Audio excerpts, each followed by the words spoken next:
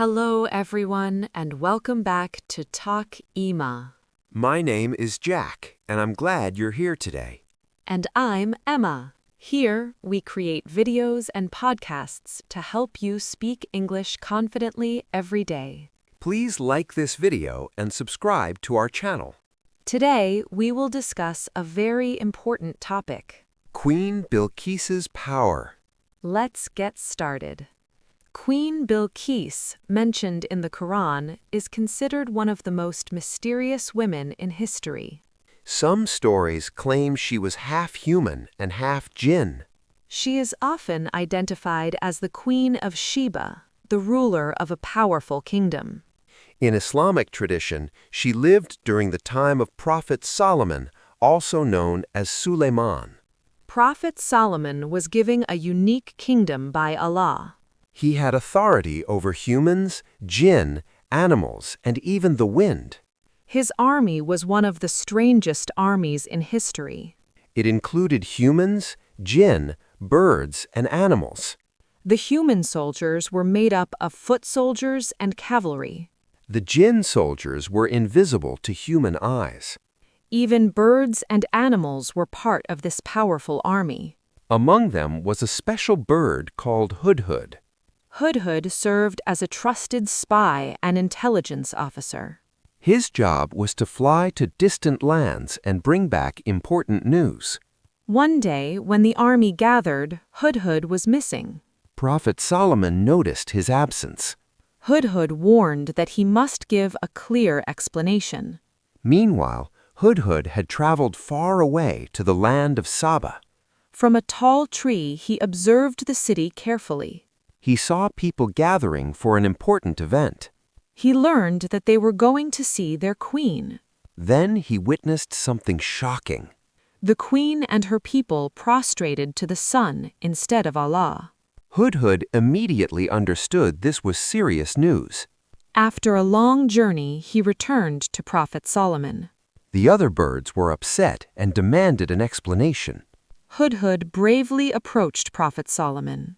He respectfully greeted him and bowed his head. He said he had discovered a nation ruled by a woman. He described her as powerful and wealthy, sitting on a magnificent throne. But he also reported that she and her people worshipped the sun. He responded calmly. He said the information must be verified. He wrote a letter and ordered Hudhud to deliver it to the queen. Hudhud flew back to Saba carrying the letter in his beak. He entered the palace through an open window. He carefully dropped the letter where the queen would find it. And this is how the famous meeting between Queen Bilqis and Prophet Solomon began. Hudhud looked inside the room and saw the queen sleeping peacefully. Her hair was spread across the pillow, and her face looked very beautiful. A strange sadness filled Hudhud's heart as he watched her. He wondered why someone with so much beauty, wealth, and power would worship the sun. He felt that Satan had deceived her and her people. He thought they were made to worship something that was not the true God. Hudhud then considered what would happen if Prophet Solomon decided to fight them. He knew the queen was powerful, but she could never defeat Solomon's army. The army of Solomon would easily overcome them. Hudhud became confused about what to do next. He wondered whether he should drop the letter immediately. Or should he wait until the queen woke up? While thinking, the letter suddenly slipped from his beak. It fell gently onto the queen's bed. The queen slowly opened her eyes and noticed the letter in front of her. She looked quickly around but saw no one in the room. Feeling afraid, she opened the letter and began to read. The letter began in the name of Allah, the most gracious, the most merciful. It was a message from Prophet Solomon. He invited her to believe in one God. He warned her not to be arrogant. He asked her to come to him in submission. The queen became angry and looked around again. She demanded to know who had entered her private room. The guards swore that no one had passed through the palace gates. They insisted that they had been alert with their swords all night. Meanwhile, Hudhud was hiding in a gap in the roof, listening carefully. The queen held up the letter and asked where it had come from. No one had an answer. Shock and fear spread among the guards. Queen Bilqis immediately called an emergency meeting with her advisors. She told them she had received an important letter from Solomon. She explained that he had invited her to surrender without pride.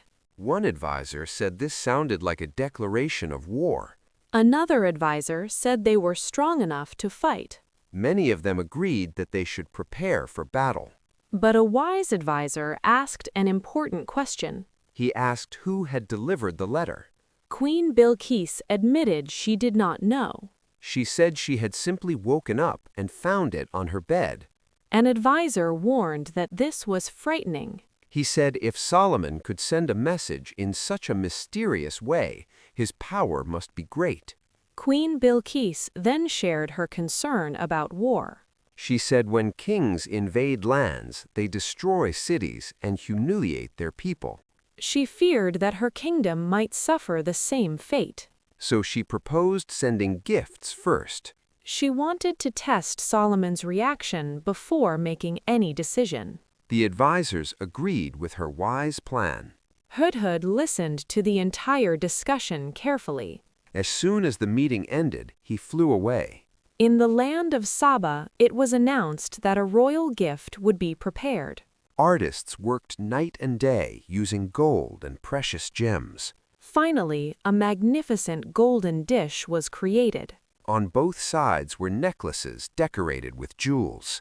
When Queen Bilqis saw the gift, she felt pleased. She ordered her messenger to deliver it to Solomon.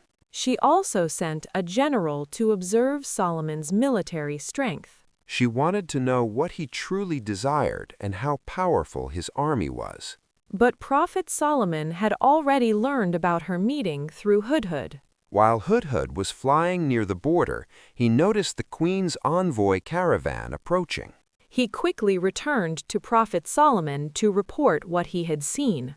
Solomon understood immediately that Queen Bilqis was sending gifts. He also realized that her true intention was to test his character and the strength of his army. So he ordered his army to prepare and line up to receive the envoys. He even sent officials to welcome them formally. But Solomon had one clear goal in mind. He wanted them to feel defeated before they even met him. When Queen Bilqis's envoys arrived, they were stunned by the massive army. They began counting soldiers and noting the different animals present. They saw lions, tigers, elephants, birds, and many other creatures.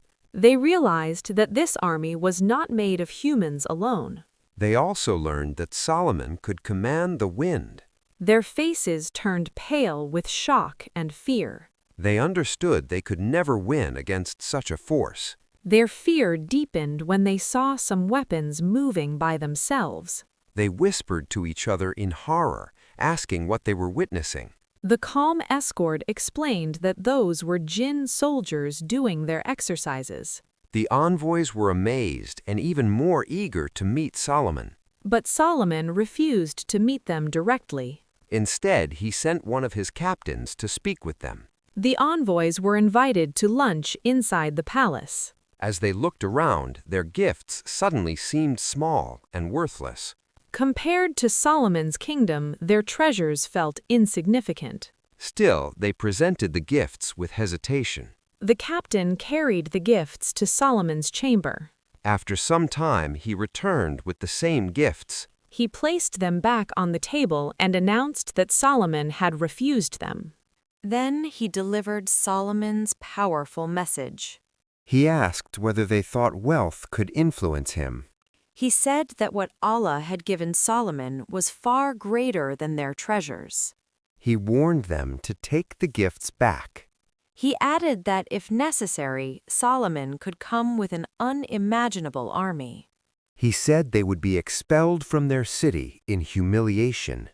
The envoys trembled at these words. One officer finally asked what Solomon truly wanted. The captain replied calmly that Solomon desired only one thing.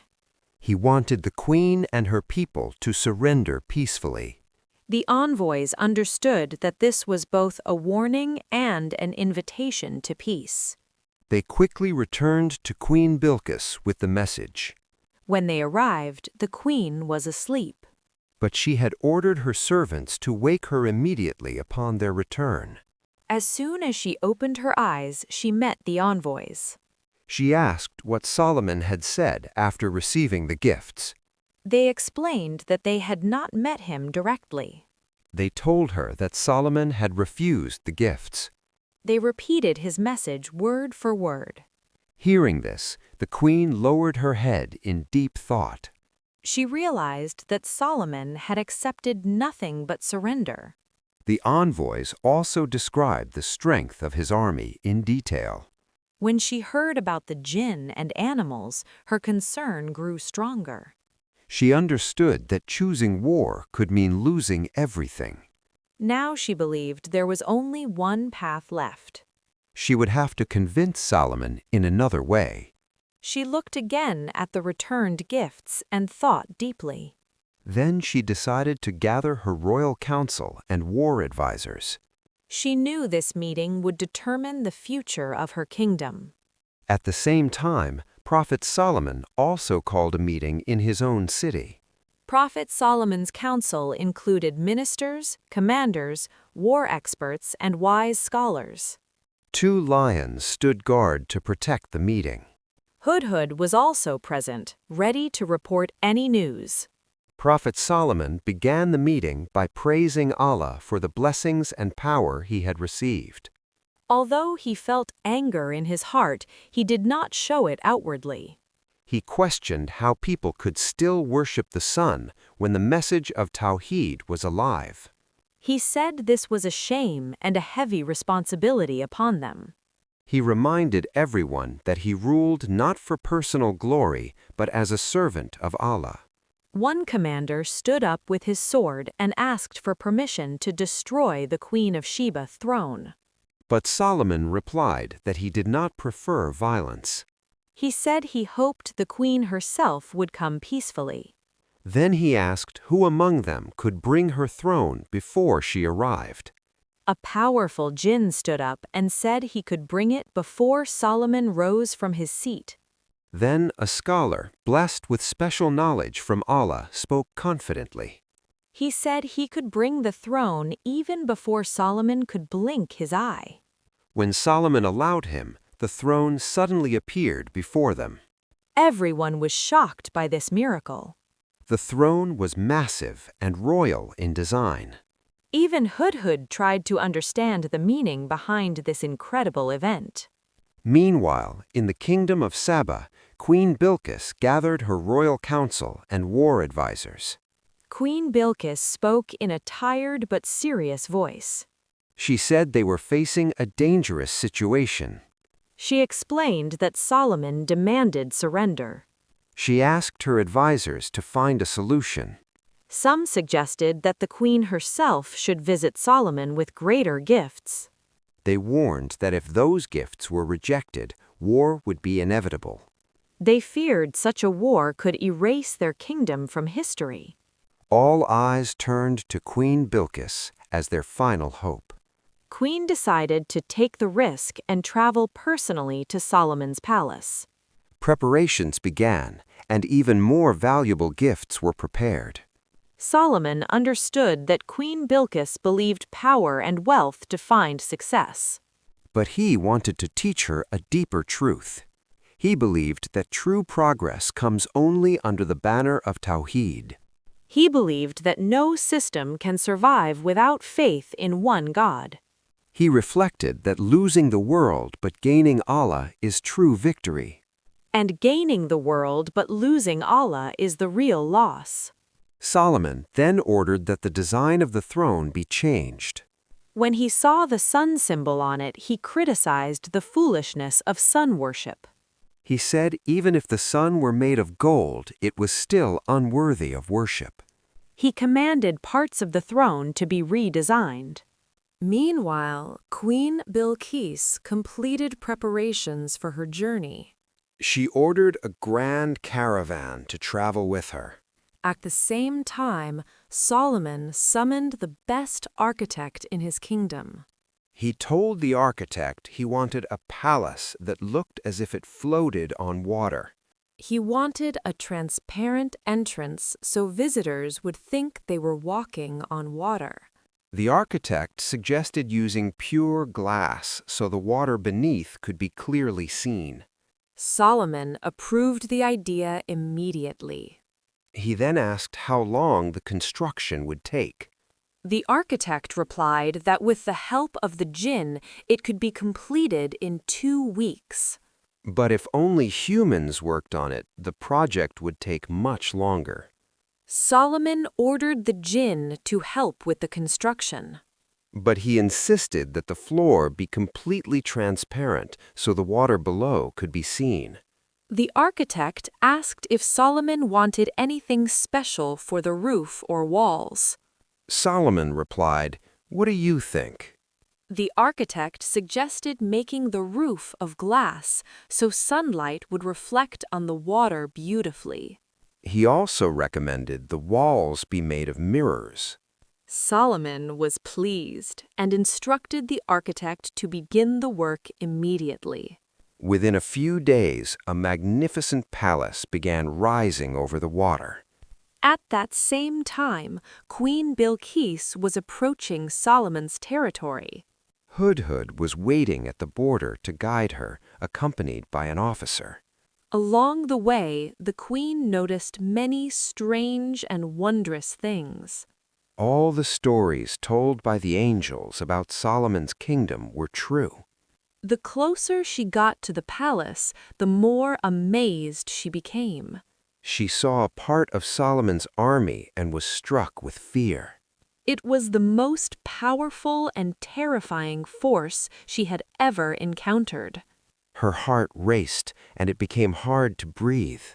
The army did not seem entirely human and must have been aided by divine power. Seeing all this, she began to doubt the glory and strength of her own kingdom. As she entered the city, her confidence started to crumble.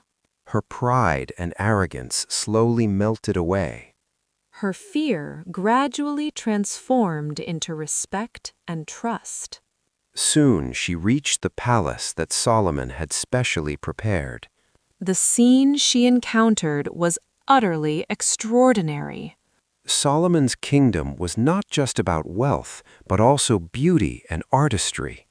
Golden pillars, jewel-encrusted doors, and intricate decorations dazzled her eyes. But the most impressive feature was the glass floor at the entrance. Clear, sparkling water flowed beneath it, shining like a deep reservoir. Walking slowly, Bilqis thought the floor was actually water. She lifted her clothes to avoid getting wet as she stepped forward. At that moment, her feet became visible through the glass. This is said to be the most mysterious part of the story. According to some ancient sources, Solomon designed the glass floor for a secret purpose. It wasn't just for beauty, it was a test. Solomon, who controlled the jinn, had received secret information about Bilqis. Rumor had it that she was no ordinary person. Some believed she was half human and half jinn. Solomon knew very well about the nature of the jinn. He also knew that many jinn have hair on their legs. So he made the glass floor to look like water. This way, Bilqis would lift her clothes, revealing her feet for him to see. Bilqis may not have been ordinary, but why did some say she was half jinn?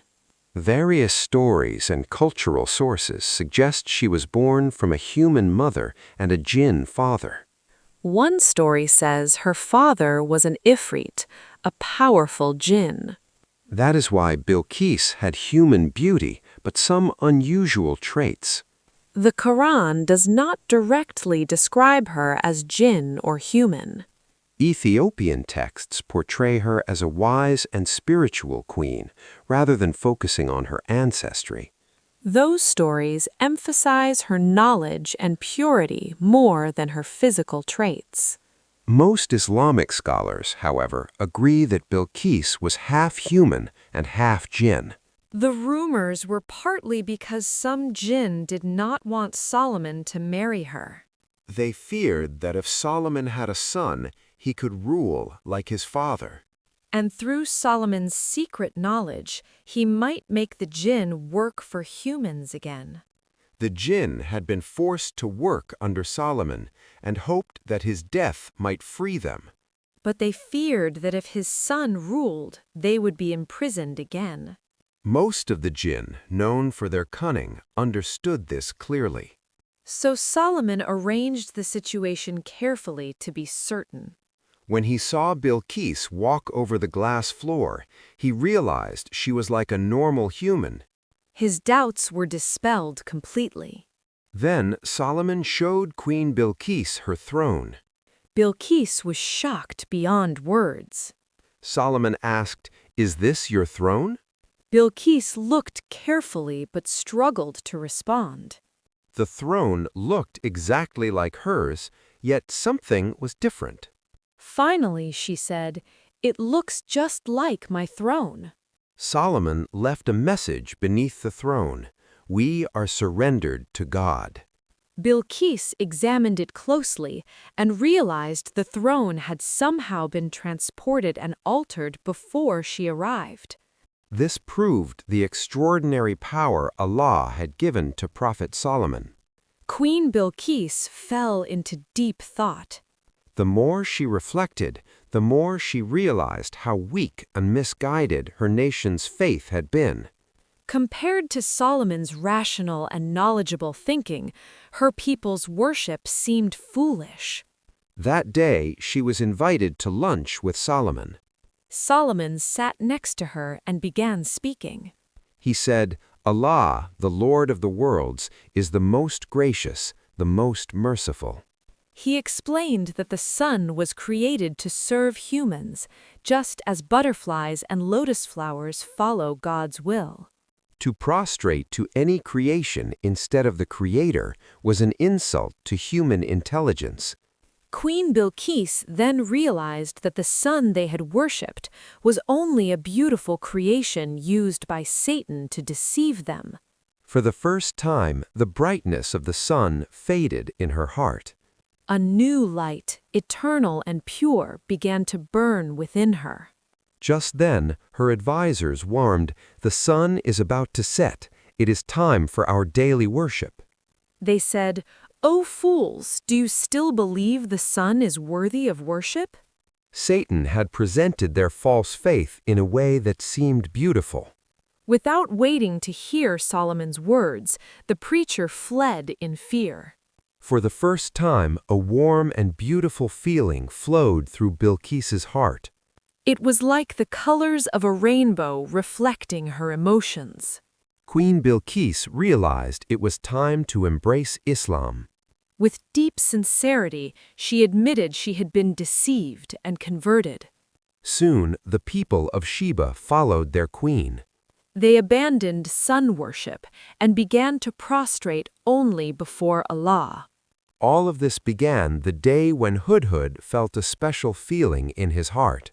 He announced the news in his voice, just as the other birds had already flown away. Remember, mistakes are part of learning. Every mistake helps you grow. Don't be shy. Speak out loud and repeat phrases. Take it slow and be patient with yourself. If you enjoyed this episode, please like and subscribe. And turn on notifications for future episodes. Share this podcast with a friend who wants to improve English. Learning is better together. Keep practicing and keep learning. And always be kind to yourself. And remember, naps count as real weekend plans. That might be the most important lesson today. We'll see you next time on Talk Ema. Bye, everyone. Have a wonderful weekend.